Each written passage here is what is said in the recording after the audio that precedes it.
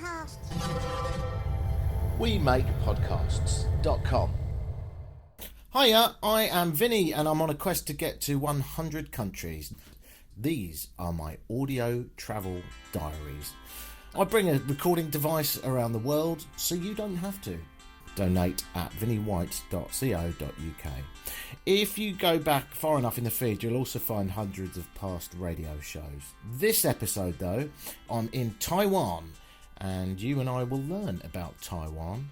Coming up, men dancing with guns, walking around a market avoiding stinky tofu, that's a thing and it's rank, watching street sellers run from the police in Taipei with my beer, chatting to a millionaire about chips, and picking a cuddly toy out of the garbage. This is country 95 on a quest to get to 100. This is Taiwan.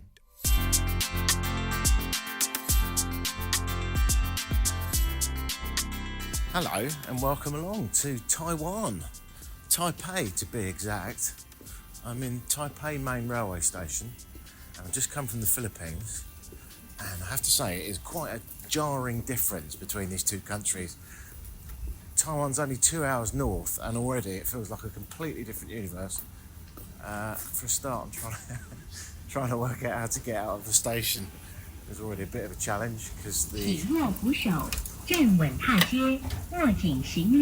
on to the handrail. Oh, I guess that one. Step and do not let go of your luggage. I'll tell you what, they love a rule.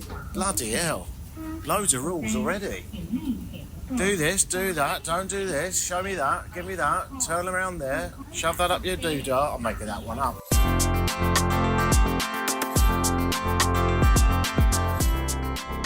But there's no food and no chewing of gum allowed on the metro. The metro, clean, bright, and here's the really weird thing.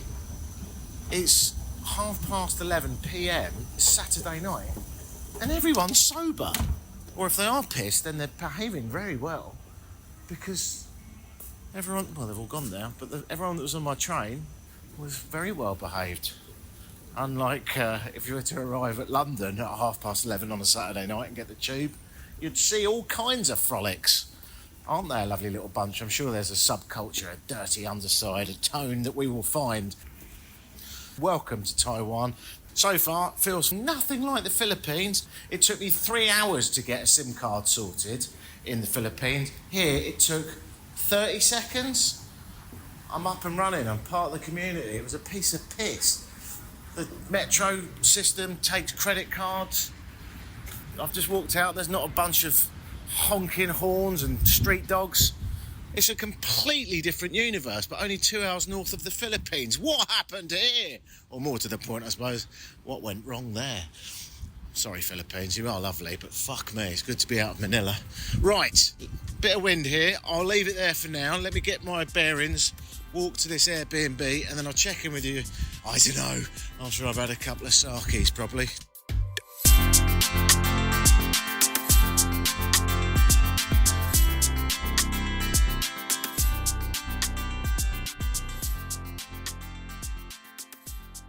Oh, that feels good. I've just got my Airbnb here in Taipei. I walked from Taipei main station, which, I mean, I'm going to guess that Taipei main station is the main station of Taipei. Although, I have to say, what a weird experience. I got here, it's 11:30. I've just realised it's Saturday. So it's like Saturday night, everyone should be feeling all right. Everyone on the train from the airport, about an hour.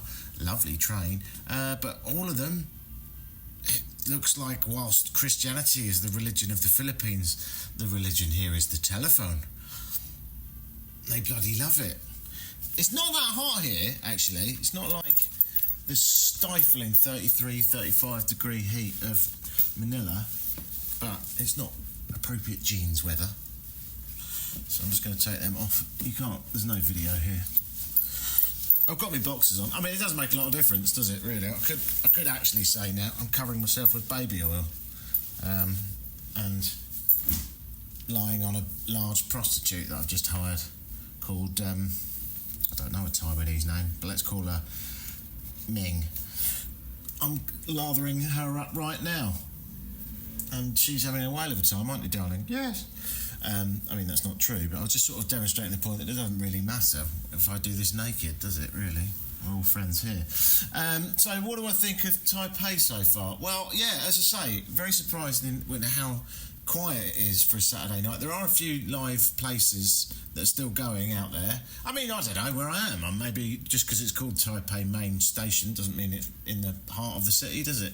Maybe everyone goes to another bit. I know not much about Taiwan. I do know that the population was shrinking until relatively recently, so that's one of the reasons it might feel a bit dead compared to Manila. And that's probably the point, right?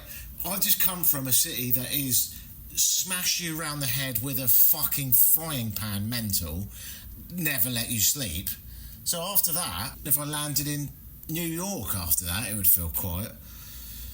Here I am in Taipei, it's probably perfectly reasonable. But obviously, we'll get into this, no doubt, but there is that whole more attentive Asian culture. Like, already I've noticed that all pedestrians are obeying traffic signals, which are highly boring and take forever, and even though there's not much traffic around. I always had a problem with that in various other parts of the world. I want to walk where I want to walk, and I want to walk when I want to walk. It's up to me if I get hit by something, thanks very much. I don't believe that jaywalking should be a term. It isn't in Europe. Do you, baby? But that's, why you travel. You get to learn about other people's cultures, and I'm sure that there is a sort of more towing the line atmosphere here. For example, if you get on a jeepney, a World War II clapped out, polluting crap box that is the local transport in Manila, 2 hours to the south, do what you want. You want to eat your chicken and rice on there, not a problem. You want to chuck some garbage out the window, fill your boots, no stress. You want to do a big blow off, I'm sure that's fine too. Whereas here, as soon as I got on the train, no smoking, no chewing gum, no food please, and everyone very much obeying those orders. Like, there is a no booze policy on the TfL network, the Transport for London network, so you can't drink booze on the tube or the buses in London. But everyone does. Like, they just do. I quite like that policy, when they make a policy that basically just means if you're being a prick, we'll confiscate it, but we'll turn a blind eye to it. That's my kind of a rule, sort of a guidance, because we're own autonomous vehicles and we don't need to be told what to do by the fucking man, dude. It's a weird tirade to start. Anyway, this will test my temperament with regard to following rules, because when in Rome and all that. So here I am, I'm in Taiwan, about 25 million, about 10% of them, or 2.5 million, live here in Taipei. That's already a lot less than I'm used to in Manila and indeed London, so it probably will be a bit quieter, and frankly that's good. I fucking had enough of Manila. It's nice to be here, it's nice to see a new place. I have to say, bit obsessed with the whole cutesy stuff, aren't you? What's going on there? Fully grown adults dressed as teenagers with lots of Hello Kitty stuff, and every sign is a cartoon, right? The don't drop litter sign is a very angry 6-foot teddy bear shouting at someone for dropping litter. That someone is a rabbit. Is it me or is that a bit weird? They've cutified rules, Don't drop litter, says the big teddy bear to the rabbit. Right, the rabbit's the human and the teddy bear's the man? Okay. I could probably do without the cartoon, because last time I checked I wasn't 6. But anyway, let's get into it. Welcome to Taiwan. My name's Vinny, and this is country 95. Jesus, that's quite exciting, isn't it? 95 is getting worryingly close to the big challenge that originally was set out, 100. A couple of people emailed me and said, what are you going to do when you get to 100? I don't know. Retire, have a baby, and probably just live out my days on a farm in Wisconsin. Is definitely not what I'm going to do. No, I'm probably going to carry on, I suppose. You are listening to a podcast about Taiwan. I am here for about 5 days. I'm on my own now. I left Pete. He has gone home. If you've just been listening to the Philippines episodes, then thank you, Pete. It's been lovely having you along. And thank you, listener, for joining Pete and I. But now it's just old muggins. Welcome to Taiwan.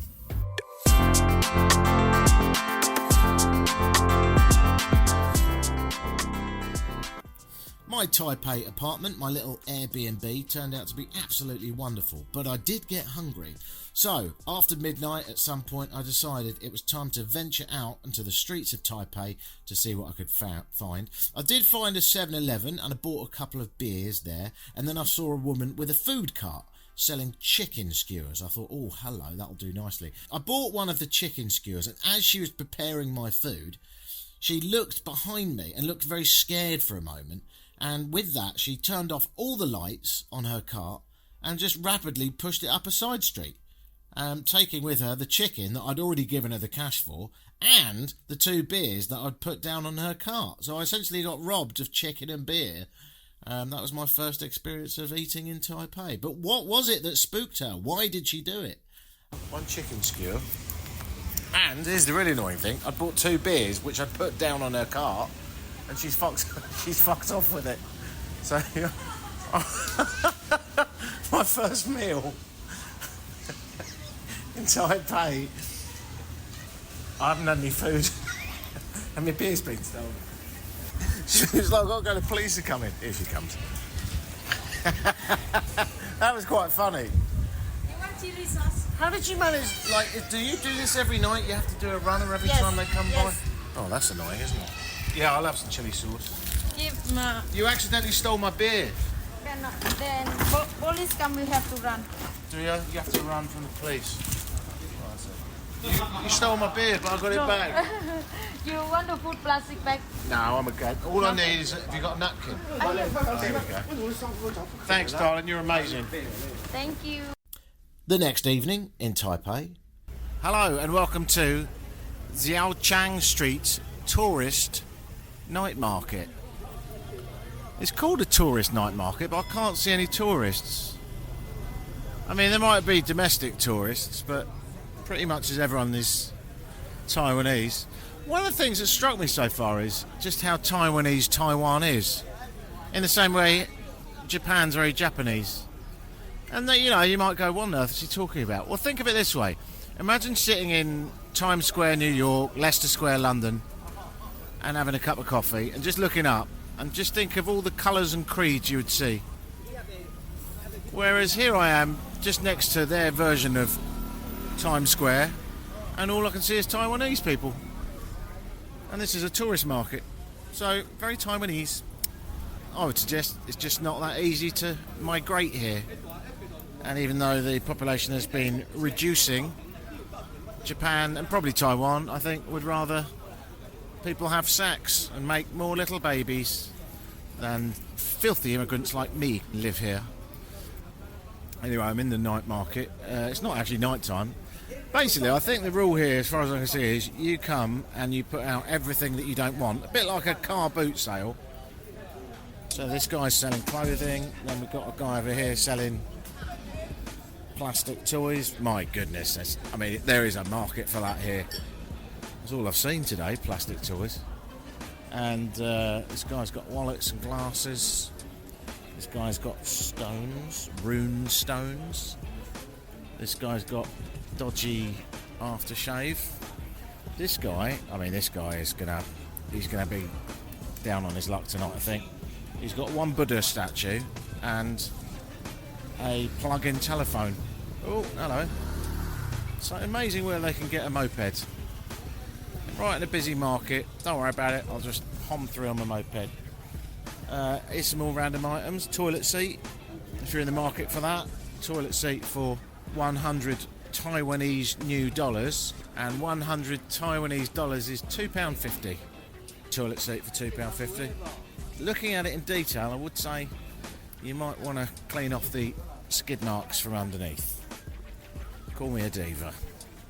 In the shoe section now, coming into clothing, just all laid out on the floor, just random people just selling stuff. I don't know if there are organised plots here, like in London when you do this stuff, they've all got a little plot that they have to put out on. I feel like it's more of a free-for-all here. Oh, this guy's got little teapots and little cups for the drink of Taiwan, tea.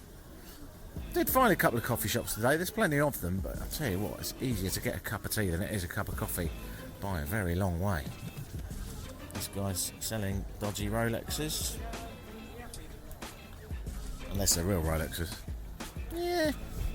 He's got 50 of them laid out in a blanket, so probably not. Jean shorts. Oh, we've got a seamstress here. She's right sat down, just working a sewing machine. Fixing a pair of pants, taking up a leg on a pair of pants for an old man. He's given her 100 for that. So what's that? £2.50, $3 if you like. Coat hangers. Wow, that is cheap. 10 for 25p. What?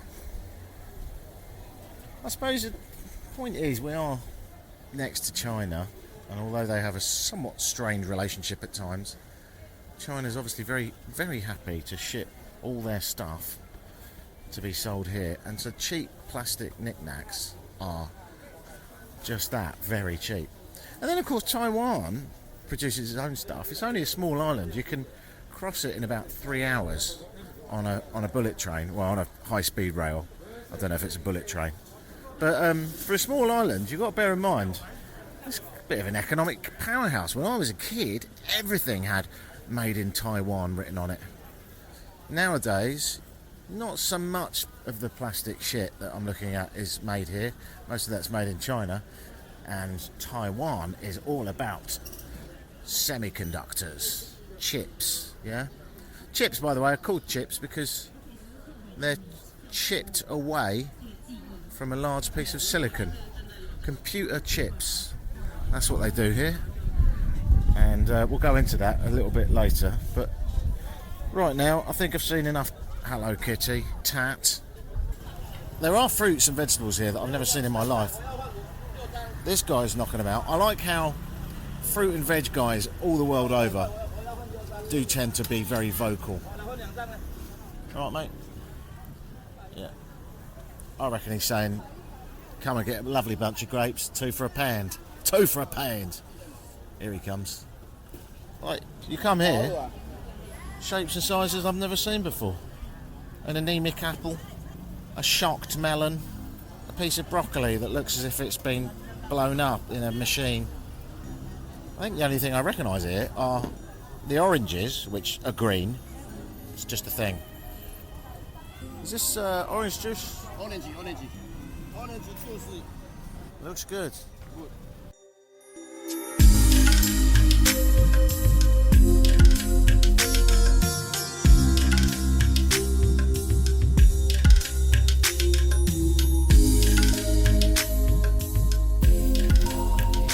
Oh, this is cool. I'm now in the Langshan Temple. I'm just going to stand back a bit while I explain where I am, and then we'll go and dive into the mad sounds in the distance. So yeah, I'm in Langshan Temple. So this is a Buddhist temple in the heart of Taiwan, in the heart of Taipei, and it's the most significant temple. Actually, despite it dating back to 1700 and something, it's had a hard life in fairly recent history. The Americans, who were allied with Taiwan, were trying to push the Japanese out, and even though the Americans were on the side of Taiwan, they accidentally bombed this temple, which is quite a big cock-up, and smashed it to smithereens. However, having said that, the golden Buddha inside, I haven't yet seen him, he survived. And indeed they built the whole thing, rebuilt it, and now it exists as the most significant Buddhist temple in the country. Why is it significant? Well, Buddhism's significant, really. You've got about 35% of people here in Taiwan that are religious, are Buddhist. And then you've got Taoism, similar number, about 33% under that. And then way down the list you've got Christianity at about 4% if you're lucky, and then even further down the list you've got Muslim, which is about 0.3%. Taiwanese Buddhism is typically what they call Mahayana, which emphasises attaining perfection in morality, and knowledge to help others on their path to enlightenment. I saw a delivery driver earlier, and he left his phone on his bicycle as he went into a restaurant to do a pickup. I don't think you'd do that in the Philippines, and I certainly don't think you'd do that in London. I've also seen, much like Japan, I've seen a lot of bikes locked up with essentially a piece of string. And I just feel like crime is low. And if it's anything like Japan, which I'm sure it is, basically the rule is you don't do nasty things because it brings shame on you. Yeah? And shame is a terrible thing in Eastern culture. You don't want to feel shame from society, your family, or anyone for that matter. Whereas sadly in the West quite often we're like, I don't give a fuck, mate. Here, when you do wrong, you feel and carry shame, and it's taken very seriously. Have a look at videos of CEOs in Japan apologising. Quite often they break down in tears when they've done something wrong. Let's listen to some of the chanting, and I'll try and explain what I'm looking at. So at the moment I'm in a courtyard which is all adorned by beautiful Chinese style roofing with extremely loud and brash colourful dragons on each of the corners of what you might call, I think, a pagoda. The multi-levelled tile roof. Lots of intricate Chinese characters weaved into it. Really intricate details, a lot of it carved stonework with, again, intricate dragons coiled around columns holding up that majestic roof. And what I'm going to do now is I'm going to walk across where all the tourists are, including myself, and I'm witnessing lots of people bowing repeatedly.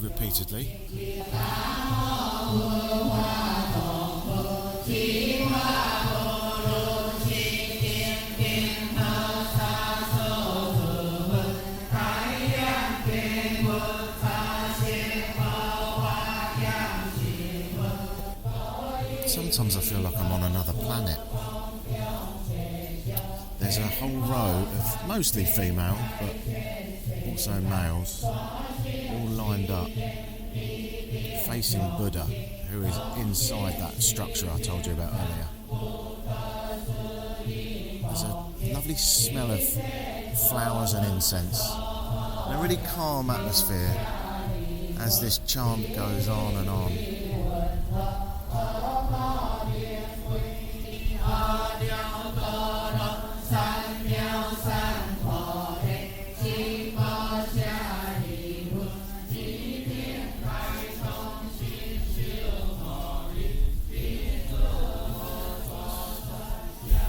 Now I walk back into that courtyard, I realise that actually there's probably somewhere in the region of 200 people singing.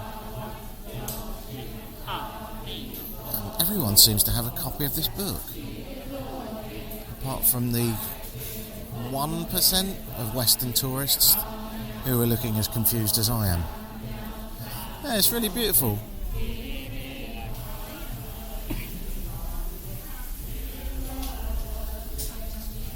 Found a little corner to hide away in. Yeah, it's so amazing in a world of globalisation that cultures can still be so different to the one that you're used to. Here I am observing, what turns out I think actually to be more like 200 people, all with various copies of this prayer book, all reading a script that I literally do not understand one character. And of course reading downwards, chanting together, facing mostly Buddha, sometimes facing the structure of the building itself and some of the other characters adorning the roofs, but mostly facing Buddha and chanting, bowing. And there's a kind of an altar thing here as well, a bit like how the Catholics would go and do the wine and bread thing, the body of Christ, the blood of Christ. Oh, now I realise why that guy's got the little fruit stand round the corner. Clever little bugger. And bottles of water, bananas, trinkets, all being offered up on an altar which presumably must be cleared every now and then, hopefully given to the homeless or someone. And I'm starting to wonder if this ever ends. Does it just continue on a loop? Can you come here any time and just start singing the chant? Is there a particular time that you're supposed to leave?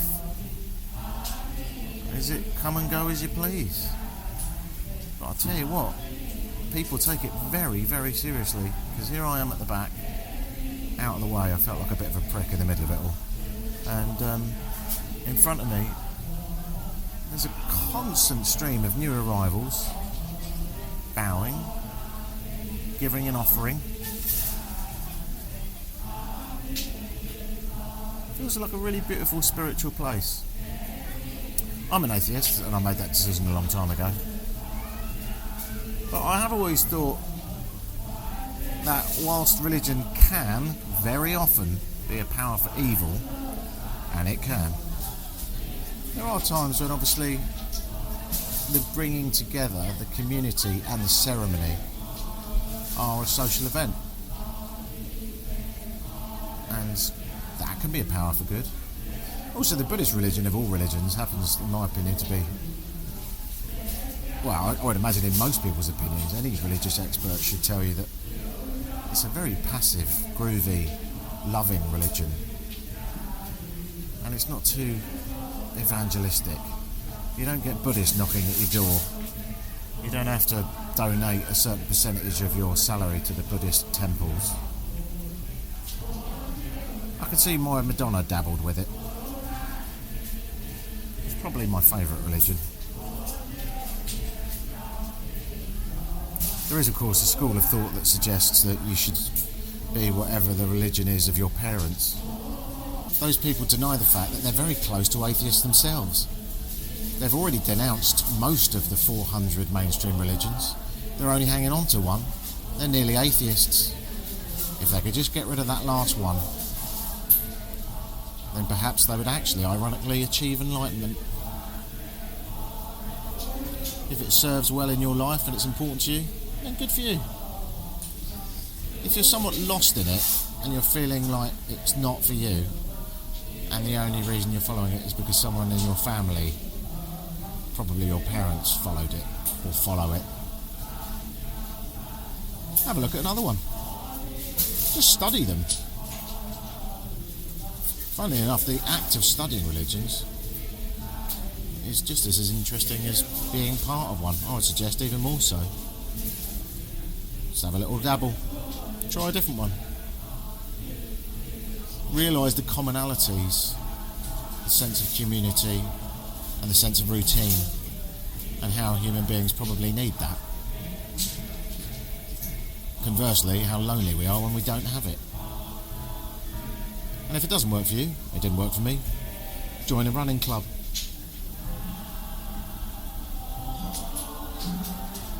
I'm going to go to the front now because it seems to be kicking off. I'm stood next to a man with a very distinctive voice.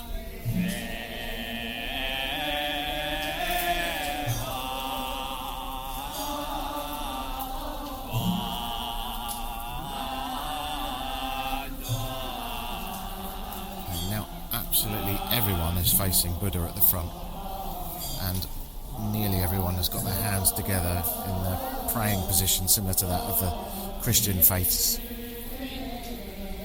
And there's a really beautiful sense of calm. Dare I say, even to a certain degree, love. It's really beautiful. Okay, so a little update. I did make a mistake earlier. I think that all the flowers and fruits and crisps and nuts and so on that were left on the kind of altar-y style table, I think the rule is actually, weirdly, you take them home afterwards. So I just saw a lady, she went and laid out about 10 kiwis, and she said some prayers and sung her songs, and then she picked up her kiwis and picked up a bunch of flowers, and off she went. And I guess you kind of have to do that, because otherwise this stuff would mount up so quickly. because there's a stream of people coming in all the time. So I'll conclude it here from the forecourt of a Taipei Buddhist temple, looking at a very large, maybe 7-8 foot high, cast brass fire pit with statues intricately incorporated into it, and the smell of incense coming from that fire as people are saying their prayers and wandering around, and an immense feeling of calm here. Really beautiful. Nice to see people coming together. Nice to see people taking a moment from the madness of their lives. People coming together and enjoying a moment of prosperity. And it could almost be the 1700s, the late 1700s, when this was built now, with the exception of people's fashions have changed and a lot more Hello Kitty than there used to be in the 1700s. And some absolute twat has allowed 2 buildings to be built right next to this temple that are... Hello. Lady smiling at me. Yeah, someone's allowed 2 giant grey tower blocks to be built right next to it, which look as if they should be from a dystopian movie. And as the tune changes for another tune that, by the sound of it, inspired the Hare Krishnas, and while I feel a moment of peace and zen with the distant sound of ringing bells and wonderful chanting, I think I'll leave it here, and I'll leave this magnificent structure because I'm finding it incredibly difficult not to steal a cheesecake.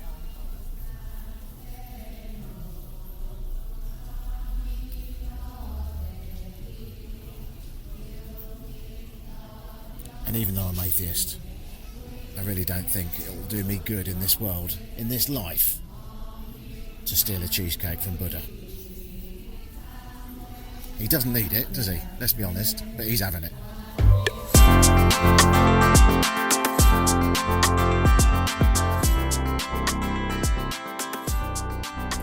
Welcome to Jiufen. Jiufen is about an hour on a bus, a nice bus, from Taipei, and is a welcome relief from the hustle and the bustle of a busy city. And actually, being that, I'm sorry to keep banging on about how I've just come from the Philippines, but I think I've still got some Manila PTSD, so I have an extra need for calm. So here I am in Jiufen at the 9 Fukuyama Palace. The 9 Fukuyama Palace. And it's a nice little walk from where you get dropped off on the bus. Where you get dropped off on the bus is Jiufen Old Town, which is really cool if you're into markets. Oh my god, you can get everything. Do you want a pineapple cake? Not a problem. A squid that's been hammered out and then deep fat fried? Yeah. Do you want some weird nugget? No issue. Do you want to sit down and have a bowl of beef noodles as I did? Not a problem. It's going to cost you about $4 US. Spicy. Would you like a beer? Of course you can. Of course I did. I had an IPA. Spectacular, although quite expensive. You can also get the Taiwan beer, which is pretty ubiquitous, which actually isn't that good. It's too sweet, if you ask me. It's just called Taiwan beer. The taste is about as good as its name. So here I am in the Fukuyama Palace, desperately trying not to do a joke about that because I'm in my 40s. And one of the reasons, apart from the ultimate bird-infused serenity, look, it's only an hour from Taipei and you'll need to get away, as I say, but also the views are spectacular. You get to look across the bay and you can see Taipei in the distance and the dotted islands of Taiwan. There's lots of places you can pick up tea, jasmine tea, big on the agenda here. Jasmine infused IPA, not a problem, they can do that too. It's really good and well worth a look. But you will need to get away from the streets of Old Town Jiufen, and you'll need to walk, I would recommend, up the hill. The good thing about most tourists is they're fucking lazy. It doesn't really matter where you are in the world. Just make a bit of an effort to walk up the hill and you will not see any tourists at all. That's where I am now, in this beautiful temple, which has a mild smell of incense. I'm on a giant balcony with stone railings that have been hand carved and then painted gold, so they're abrasively shocking against the distant view, the rolling hills of Taiwan. A little bit on that, by the way. Taiwan, loads of it, just forest, absolutely endless, rolling, green, spectacular hills. It's quite a cool country, this. I'm getting into it.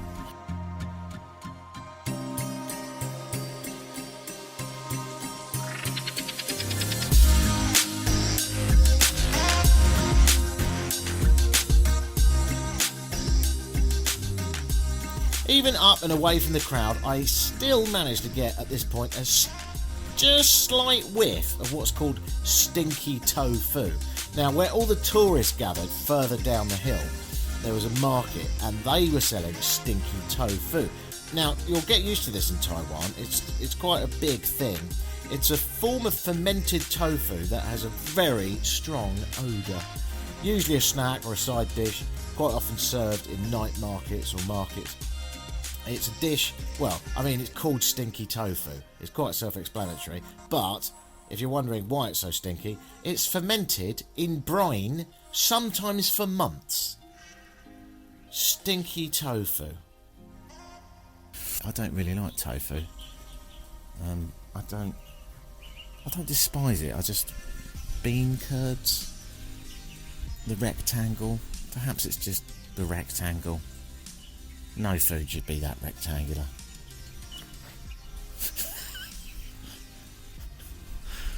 Apart from spam. Oh. Anyway, as the name stinky tofu may give you connotations, it is exactly that. It fucking reeks. And any place that does stinky tofu, if you're thinking, I wonder if this place does stinky tofu, I wish it had signs in English. Can you smell the corpse of a jellyfish? Right, okay, well then that's stinky tofu. Yeah, I think that's the best way to describe it. It's got a sort of, you know when you've taken off your socks after a long hike and then just before you put them in the wash, you rub them down with the juice that's come out of a bag of frozen haddock that you forgot you were defrosting and is now sat in a puddle of what can only be described as aquatic slime. If you were to combine sock, aquatic slime and egg, so egg, sock, fish, pepper, pop them together and that's the smell of stinky tofu. And it really is called stinky tofu. I mean, anything that starts with the word stinky, do you want that? Not even smelly. Stinky's only usually the prefix for someone complaining about something, isn't it? Oh, and I have to do your stinky socks. You never hear anyone go, and for Christmas I've decided I'm going to spend my hard-earned wages on Calvin Klein's stinky old shit. It's just, stinky's never good. So come to Taiwan, eat the stinky tofu. Anyway, I feel like I may be slightly disrespecting the deities that look down on this temple by speaking in such an ill manner at such a loud volume. Let's instead walk over here and spend a moment of reflection in solitude with just you, my podcast friend, as I look at some hand-carved depictions of deities that I do not know. Dragons on either side, absolute sticklers for symmetry. It's like a Wes Anderson film here in Taiwan. Symmetry everywhere. Golden calligraphic text inscribed into the wooden posts holding up this beautiful pagoda-style ceiling and roof, and indeed the dark cherry wood that's been handcrafted with yet again more dragons everywhere. What's that? What's that for?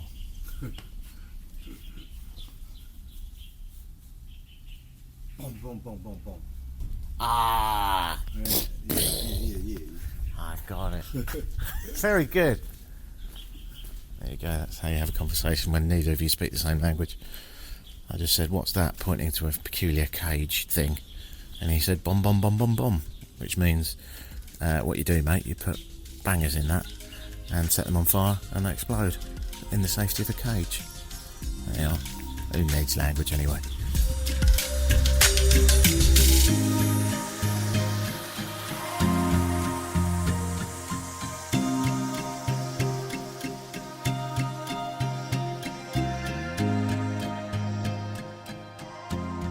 Welcome to the clean and efficient Taipei Metro.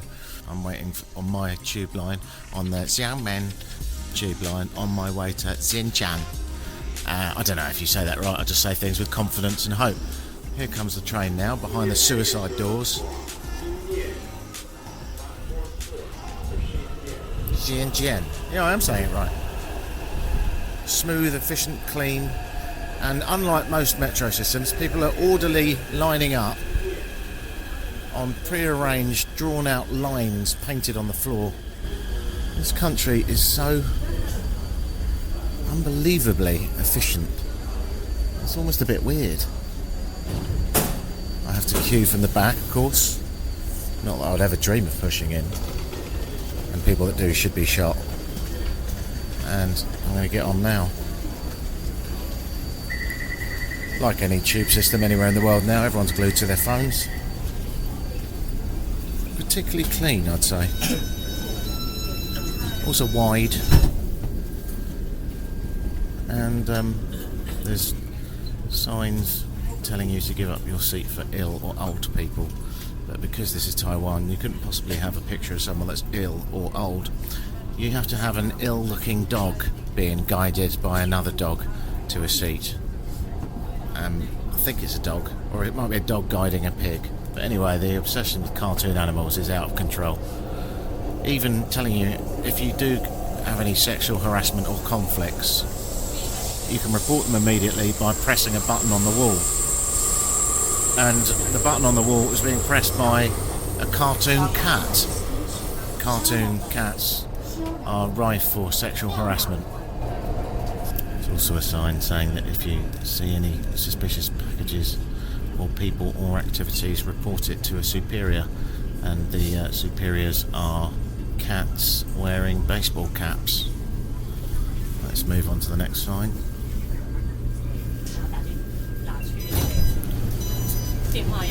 This one says, after boarding the train, please move towards the centre of the car. Oh, it's cats again. Moving towards the centre of the train is moving past a human.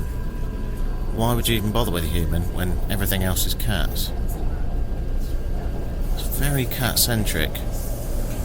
One of the other cats in the poster that is doing its duty by walking to the middle of the train. Someone somewhere has said, well, should we put some humans in it? Oh yeah, we'll have to put some humans in it. So what, the people are mostly cats, but they walk past humans? Yeah. And one of them's dressed as a superhero? Yeah. Cat? Yeah.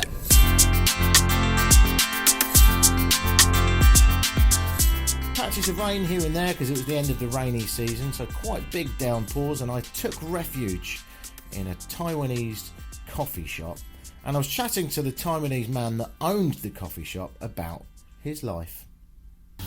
Are you happy? You seem happy. Very happy. Actually, I studied my master degree in England. Did you? In London? Reading. Reading? Near, Huh. not so far. Yeah, I know it. You're on the Elizabeth line now. Okay. You got a new station in Reading. In station? Yeah. You could get into London in, I don't know, 25 minutes now. 25, huh? Yeah. So you studied in London, well, Reading, Reading, yeah. and now what? Did you study? Investment banking, Did ya? international securities. I retire now, and I enjoy my life to the offer of delicious coffee, tea, and beer. You've retired now already? Yeah, So were you a banker for a while yeah. here in 30 Taiwan? years. Shut up. 30 How old are you? years. I am almost 60 years Oh, get the old. fuck out of here. You look like you're 26. Oh, thank you, you're so kind. We chatted for quite a long time, and the former banker told me to invest in, and I'll pass this on to you as well, Taiwan Semiconductor Manufacturing Company Limited, otherwise known as TSMC. And them and Nvidia have absolutely exploded. So he told me in confidence, and he didn't want to be recorded, but he's a multi-millionaire. And he said, if you want to be a multi-millionaire, like any decent banker, he said, it might all go horribly wrong, but you may want to invest in Taiwan Semiconductor Manufacturing Company Limited. I just read a book called Chip Wars, which I wouldn't recommend actually because it's really dry, but it does say that essentially, I'll paraphrase hundreds of pages and just tell you this, essentially the new world of finance is all about chips. If, like me, you've ever wondered, I don't really understand the world of chips, because why is there only a handful of companies? Apple make their own chips, these TSMC guys make their own chips, Nvidia make their own chips, but their share prices have absolutely exploded in the last few years, in the last year in particular. Why is it more people don't bother making chips? If there's such a massive rush and there's such a backlog of orders for these chips, then why doesn't everyone just make them? And the answer is basically there's only a few companies in the world that make the equipment to make chips. Right, so if you want to become a chip manufacturer, you need to buy the equipment. There's only a few that do it. It's all very highly specialised. And so you might say, well, I'll just buy some old chip manufacturing equipment. Well, that will make very old chips, or it will make very chips that essentially are out of date. So unless you've got a massive chip making facility, basically, you probably will never have the ability to catch up with the head few companies, yeah?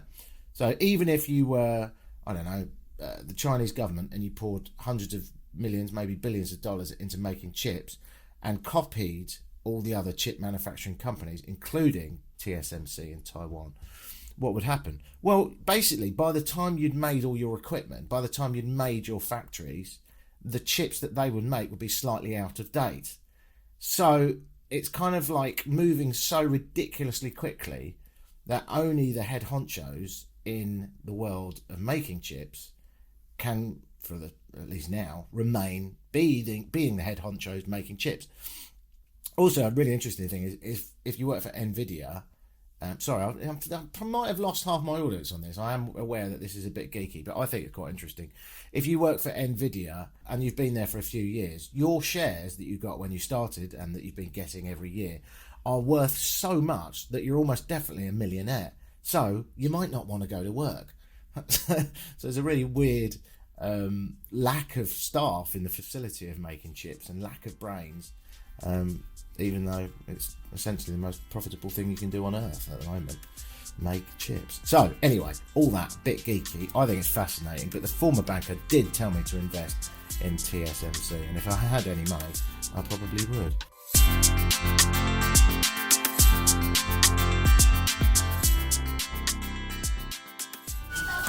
This is the sound of a Taiwanese garbage truck. Sounds a little bit like it should be selling ice creams. There's a woman riding the back of it with a hard hat on.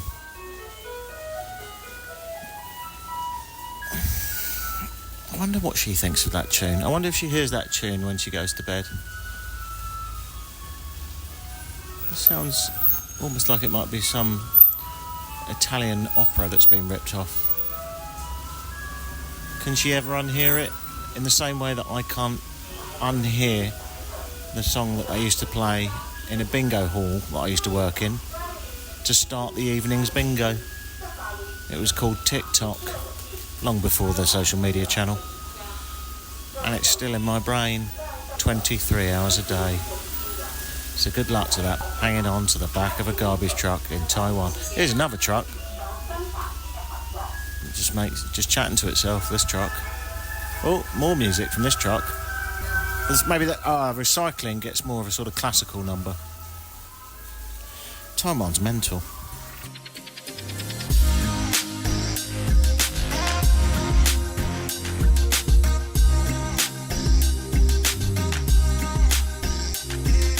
I've got got my back against the Chiang Kai-shek Memorial Hall. Chiang Kai-shek. Forgive me, I've almost definitely got that pronunciation wrong. Chiang Kai-shek is a fascinating guy, and he's deep within the hearts of the Taiwanese because he's kind of the founder, in a way.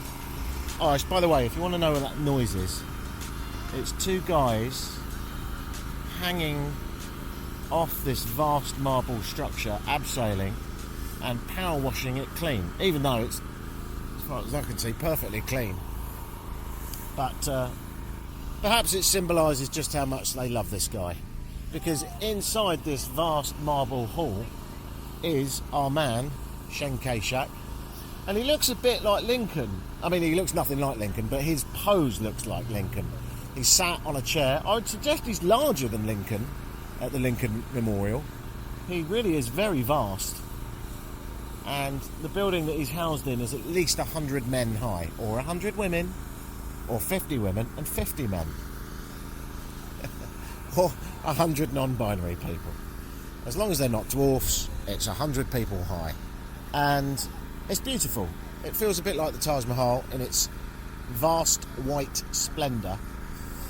And what's it all about? Well, Chiang Kai-shek is kind of the guy very deep in Taiwanese people's hearts, because he fled from the mainland of China and came here to Taiwan because, frankly, he didn't really like communism. I've just got Google to translate the stuff that's written around him. Okay, so he's sat there on a chair, and if you get Google to translate what, and it's all in Mandarin, I presume, it says, grow stronger and constantly oppose the evil of the mainland's social property, carry out political operations, and the great cause of anti-communist restoration of the country is flourishing day by day.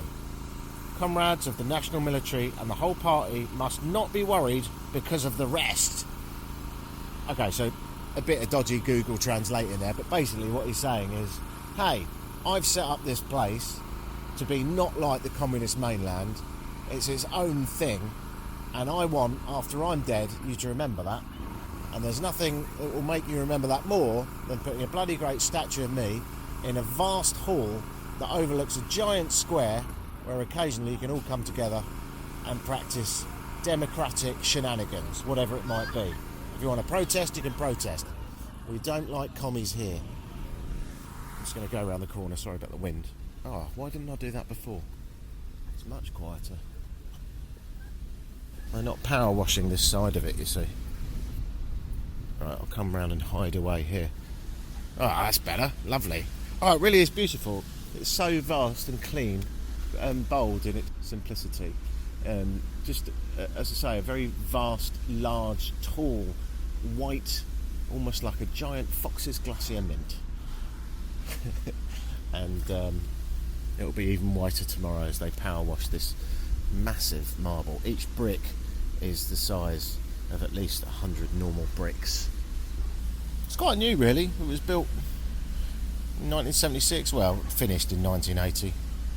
So, he was a statesman, a revolutionary and a military commander. Quite the guy. He was the head of the nationalist Kuomintang, KMT party, and the leader of the Republic of China from 28 to 49. After being defeated in a civil war in China, the Chinese Civil War, by the Chinese Communist Party, we want to be communists, you don't. We want to be communists, you don't. We are going to be communists, fuck, I think I'm going to run away to Taiwan. He led the Republic of China on this island, the island of Taiwan, until his death in 1975. He was considered the legitimate head of China by the UN until 1971. So what does all that mean? That means he didn't agree with the whole communist thing. He did a runner to Taiwan, continued to govern China from Taiwan, but not everyone appreciated that he was the leader, least alone the Communist Party that were running the show over there on the mainland. So he's the sort of representation of that different divide between Taiwan and China, yeah? He's the guy that said, actually, I don't like the way that things are going on over there, and I like the idea of a democracy. He probably wouldn't be over the moon with the way that China's run today, and he certainly wouldn't be a fan of the absolutely inconceivable amount of CCTV and some of the things the Chinese get up to, i.e. Putting the Uyghurs in concentration camps. There he is, sat between two Taiwanese flags, not a Chinese flag in sight, and a true icon of this island of Taiwan, which we could talk about the political position of this island, but it might get a little bit so all I'll do is I'll sum it up as in this. China thinks Taiwan is a province of China. Taiwan thinks Taiwan is a independent country with great associations with China and an awful lot of trade, and America and lots of other big powers are very scared to talk about it because they don't want to upset China, because China has got a very important and prominent position financially in the world and has 1 billion people and makes all the stuff. So the Chinese think I'm in China, the Taiwanese think I'm in Taiwan, and even the Taiwanese would agree that there is a very interesting and sometimes difficult relationship with the powerhouse that is mainland China. I think I did all right. A memorial to a man that arguably created Taiwan, modern day Taiwan anyway, not forgetting the 3 or 4% of Aboriginal people that were here long before any Chinese people moved to Taiwan and haven't been very well respected and well treated and still live speaking their own languages, and we should never forget them in the same way that we should never forget the Native Americans. As I walk down the hill away from the power washing Taiwanese abseilers, never said that before, I may have to be quiet in a minute because at the bottom of the stairs there's some sort of procession going on. There's 6 men wearing very shiny helmets and very well turned out with their grey uniforms on and boots, and they've got what looks like large machine guns, bayonets actually, they've got that spiky thing on the front, and they're twirling them round in complete silence. They look, if I'm completely honest with you, they look a bit silly. They look a bit like cockerels, inflated chests, walking along, quite often standing on one leg. Here we go, they're walking past me now. So they're probably in their 20s. And off they go, walking in perfect unity. I wonder if now they go and have a cigarette, listen to a bit of Taylor Swift, do some toe touching, bit of yoga. Maybe they go and practice for the inevitable invasion from China. Anyway, this got a bit darker than I was ready for. Ta-ta!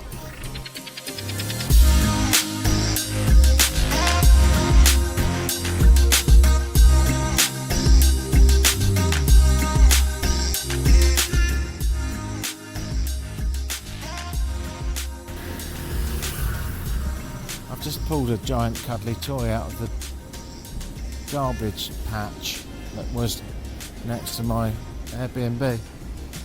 I don't know what it is, but he's winking. It looks a bit like a skunk. I think the homeless man just told me that you need to be careful because it's got bed bugs in it, and I may be going home with an animal, a winking skunk, about 1 foot long. Oh, the homeless man did point to his anus. I mean, where his anus should be. I'm just going to check. God, you know your life's weird when you're in Taiwan checking a cuddly skunk's anus for bed bugs before you take it home and give it a cuddle. I think that might be the weirdest thing I've ever said. Anyway, he's alright. I'll ask these boys what it is. Do you know what this is? What? Do you know what that is? This is for Disney inside the a kind of the model Disney. What Disney film? We call Chi and Didi. Chi and Didi. And it's a mouse. Yeah. That's a mouse? Yeah, like I thought it was a skunk. 松鼠. The mouse is in the tree. Oh. Yeah, we call it. I can't understand the English how to spell. A tapir. 松鼠. He's googling what this is.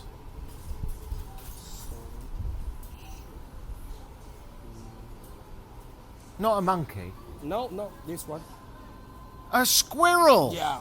It's a squirrel. Yeah, it's from Disney. It's very famous. Is it? Yeah, I've never when seen this squirrel. When I'm a kid, I also like this one. This is an old Yeah, squirrel. Yeah, they have a big brother, and small brother, and they are together. We call Chi and Didi. Chi and Didi, Yeah, the squirrels. from Disney. Do you have squirrels in Taiwan? Sure. Maybe in a mountain. You do, In huh? a city didn't have, or in a university. The air is more fresh. Yeah. So that's what we're here. This is a city, no this one. Didn't Okay, have so it, this can is- see this one. This is an old squirrel. Yeah. Is this Chi or Didi? I can't. They are similar. You can't remember similar. which one? They are similar. They are the same. they are twins. Okay. Yeah, they're very famous. I'm taking him home. Thanks, brother. Great. Thanks for your help. It's weird, isn't it? Like, imagine having a conversation at 1 o'clock in the morning with a man with a Zippo lighter, having a cigarette, with a slightly menacing haircut. Not that bad, but basically looked a bit like a gangster from the 80s. And then he tells you, "Yeah, I grew up with that. That's a squirrel. I'll just Google it because I can't remember the word squirrel." And there he is. I think you'd have to work very hard to get in a fight in Taiwan. And also you'd have to be a real fucking arsehole. Like, imagine getting in a fight with these people. I mean, do you know what's happening now? They're playing, you know that game where you grab stuff? The crane game? Those people, just next to me, should in any other country be beating up grandmothers and taking cocaine. They're using a grab machine, a coin slot grab machine, of which there's, 10,000, trying to grab a teddy bear, which, by the way, I've just nicked mine from the garbage. Much easier. So, to be clear, what am I saying? You've been listening to me, a man who's now walking his Airbnb with a, now I look at it, slightly menacing squirrel called Chi, or whatever his twin brother's called. Probably all this is available in North America. I assume it's not native to Taiwan, being that it's Disney. And I'm walking home with that. And walk home with it I did. The next morning I woke up, looked at its menacing face, winking at me from across the room, and then decided to take it out and put it in the garbage. And with that, I left Taiwan, a safe, clean, law-abiding country with beautiful forests and mountains, home of silicon chip plants, signs aimed at humans featuring cats, spicy noodles, stinky tofu, and Buddhist temples full of chanting people and their blessed fruits. I'd like to go back and motorbike through it, but for now it was time to keep moving. So the next podcast you'll hear is either going to be from Thailand or Cambodia. Haven't decided yet, but I'm still on the move. I've been to both those countries, so they don't count as tick-offs, but they're both bloody amazing. So why not go back and check them out anyway? So more podcasts coming. My name's Vinny. You can donate at vinnywhite.co.uk. It's a weird spelling. VINNEY, white like the colour, .co.uk. Thailand and Cambodia coming soon. Bye.